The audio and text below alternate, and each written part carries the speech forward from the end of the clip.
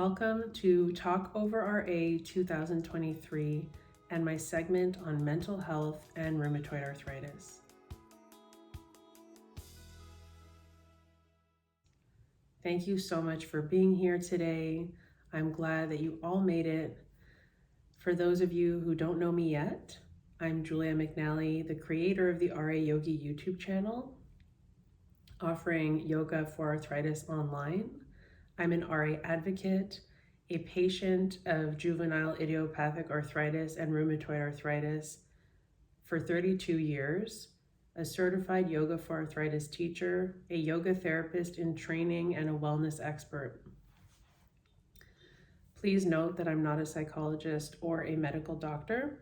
Today, I will be speaking to you about my personal experience with my mental health and rheumatoid arthritis. I will also be discussing some of the significant research on mental health and rheumatoid arthritis, as well as sharing mental health resources in the video description below after this video.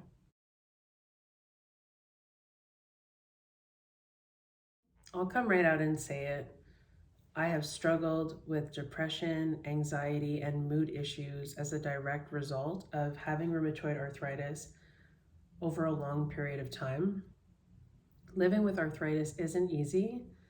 I feel sick a lot of the time. It's really tough on my body, and my mind and body are not separate.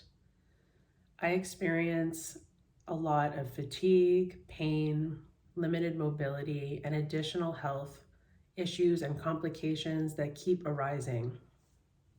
For example, I've been in a flare-up for over a year now.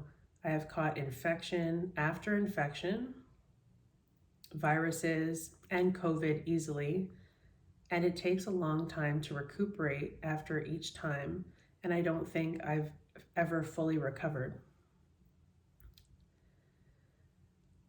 During these periods of sickness, I've lost wages, I've missed out on important social time, I've felt isolated, I've had to spend a lot of time in bed or lying on my couch. Mental health is affected when you can't do the things that you want to do because you keep getting hit with illness. I am still having complications with my treatments, their efficacy, my ability to fight off infections and viruses, and my body's inflammatory markers have been too high for too long. There are other external factors that have added to my depression and anxiety, including experiencing discrimination in public and in the workplace, and wanting to plan certain events in my life, such as having a wedding and kids, and all of that has been just put on hold until I start to feel better. All of these factors affecting my mental health state seem normal to me, and the question is, how am I managing my mental health? So I've had a lot of experience with this disease over the years, and I have learned to manage my mental health. It's not always a walk in the park, but I definitely have a lot to share with all of you, and I'll wait until the very end of this video to talk about how I personally manage my mental health. So make sure you keep watching this video until the very end. Right now, I'm going to get into the research. Arthritis Research Canada studied the connection between anxiety and other symptoms in rheumatoid arthritis. Patients with rheumatoid arthritis have higher levels of anxiety and depression compared to the general public. Depression in particular is linked to increased RA symptoms such as fatigue, diminished treatment response, and greater disability. Depression and anxiety affect the quality of life of patients with RA and represent a large gap in patient care. The research that was found by ARC indicates that anxiety and depression was associated with significantly worse self-reported health-related quality of care overall and across its individual domains. These findings tell us that anxiety and depression are common in RA, and even when the disease is well controlled, that even low levels of anxiety and depression may have serious consequences for reported health-related quality of life. As a patient myself, I would agree that receiving treatment for depression and anxiety is crucial. I would also agree that changes should be made to the patient care model to include mental health, along with being followed by a rheumatologist for rheumatoid arthritis. The physical symptoms, one should be assessed by a mental health professional at diagnosis and monitored, as it does have a direct impact on RA itself and would affect the ability to achieve and sustain remission. This could make an enormous difference in people's lives living with arthritis. Management strategies that address worrying and low mood may improve our health-related quality of life, positively impacting the ability to participate in meaningful social and life events and restore a sense of normalcy for RA patients. From a patient point of view, everything in the healthcare system is very separate and silo. You are referred out to separate specialists, most of the time in different locations, and this makes it less accessible for someone that's living with RA to get the care they need. Sometimes it's not possible to attend all of the different appointments with different specialists if you're having a flare-up and a hard time. An ideal model of care, in my opinion, for rheumatoid arthritis would be to have a rheumatologist, a psychologist, psychiatrist, occupational therapist, a registered dietitian, specialized pharmacist, yoga therapist, physiotherapist, and any other specialist that would be important to an RA patient's success to achieve and sustain remission. All in one place to address the many layers of a person affected by arthritis. That would be my chosen patient care model, whole and holistic care. In another study titled Rheumatoid Arthritis, the Impact of Mental Health on Disease, a narrative review, a correlation between severity of depression and activity of RA is found. Therefore, detecting and managing depression might optimize the care of RA patients. Further observational studies for early detection of depression and anxiety of RA patients using web-based questionnaires would be helpful for both patients and clinicians. As a patient, I believe that technology is a helpful tool that can be easily used. This would be a way that mental health could be tracked on a more regular basis and could make research more accurate. Medications used in RA can improve anxiety and depression to a certain extent, but not completely. Therefore, it is important to determine the most appropriate tools to monitor mental health and well-being of RA patients to optimize their care. The effects of inflammation on the brain. In a different study, Mechanisms of Depression in RA, Effects of Inflammatory Cytokines on the Brain, it was interesting to me that mental health challenges such as depression and anxiety are not only caused by the adversity faced with living with arthritis for an RA patient, but on a biological level, inflammation affects the brain.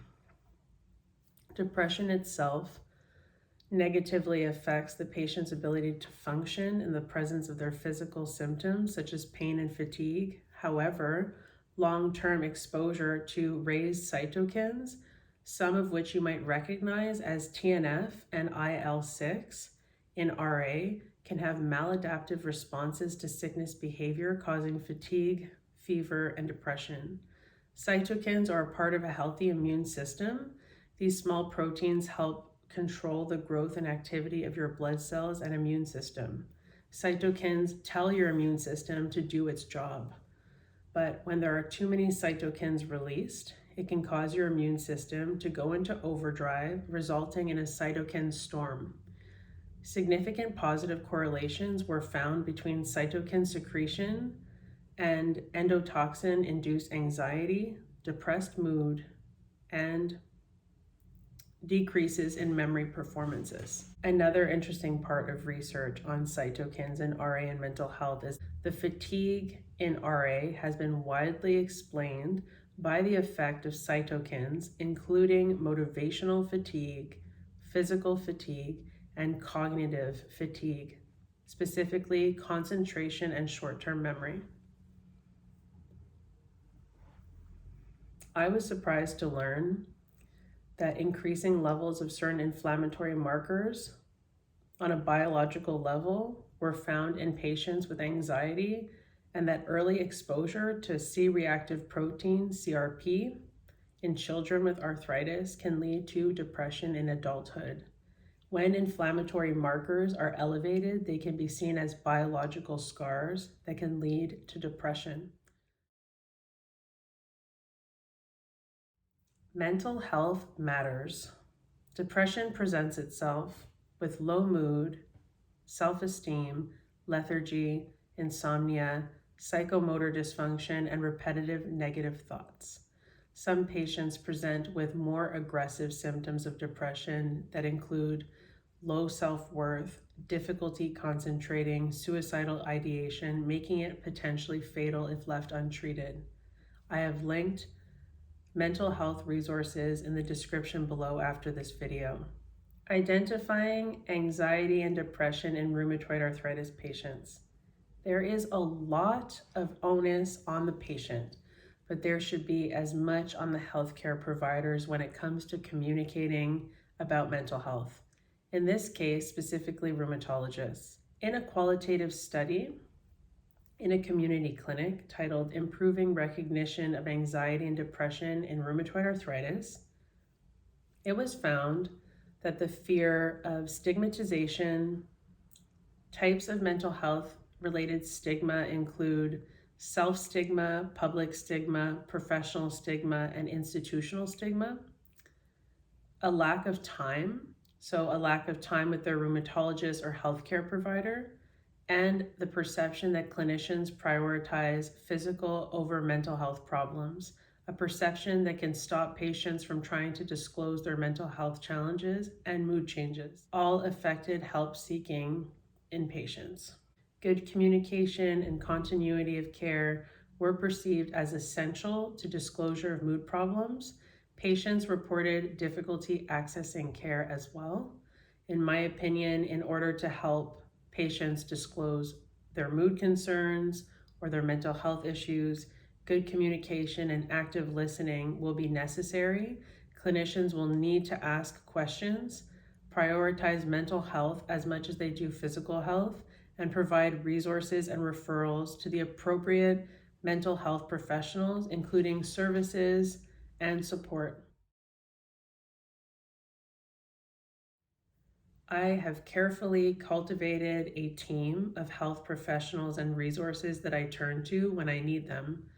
A psychologist, my meditation practice, yoga, yoga for arthritis, yoga therapy, occupational therapy. I speak to support groups, several. I read uplifting texts, usually spiritual in nature. I speak to close friends and family, or I try to stay close to my friends and family.